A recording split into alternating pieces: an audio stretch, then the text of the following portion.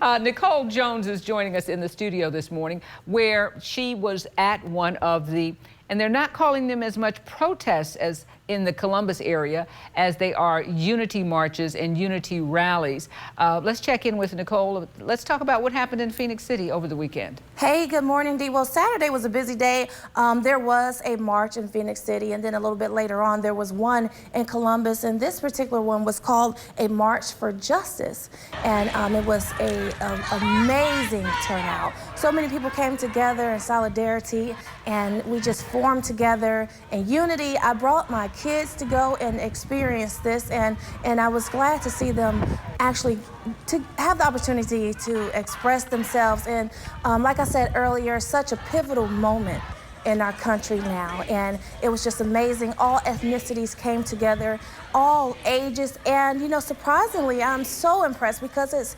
majority of these, if not all of these, are orchestrated by young adults. So it was just amazing to see everyone come together in unity in our city. And the mayor was there also, right? I did not see the mayor. Oh, he was not at this rally? I didn't see. I'm not sure. Well, in Phoenix City, Mayor Eddie Lowe was there, but this one right here was in Columbus. I see, this is the Columbus, because yes, that's the government center. I see. Oh, okay.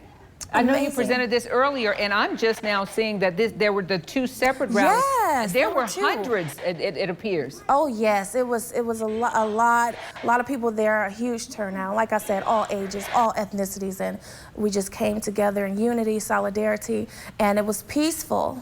You know, so did you see any signs with the slogan that the police should be defunded? I know that is a big issue in places, particularly in Seattle, where they've taken over some police stations, in Atlanta, places even in California, where they're saying they're going to pull back on the budgets of the police. But we're not seeing as much of that conversation here, are we? No, we're not. We're not. And, you know, I don't think that's a place to where we need to be personally. I think that's kind of dangerous, you know, but we need law enforcement. We do, you know, and we have a great team. And, you know, I don't want to get into it, but I feel safe in this area. There's, just like anywhere else, there are things that happen, you know, and there's no excuse for it. But overall, you know, everyone was on a peaceful note here. And I think the fact that the marches and the unity gatherings have been peaceful is a demonstration of that most people feel on the whole that we have good law enforcement. Right, and that the answer is not to get rid of law enforcement, but to put those in check who That's are right. abusing their power. Anything else? Yeah, I actually caught up with an activist that's from this area. Her name is Leah Yolis Prather. She's newly married. I caught up with Leah and I asked her, you know, what is she hoping to receive as an outcome as far as the marches? So let's see what Leah had to say. Being out here in the rallies just always make you feel like you're doing more, and then you see Congress making these reforms, and that's when you know you got to keep going. You got to keep marching. I can't breathe. And also, I caught up with two other people that were out there protesting. I met a lot of great people out there, Dee. And let's take a look at what they had to say. I asked them as well, you know, what are they hoping to see and how do they feel overall to be experiencing this here in Columbus, Georgia? I think it's so important to protest together. I've always believed in protesting. I think it's very important to show solidarity.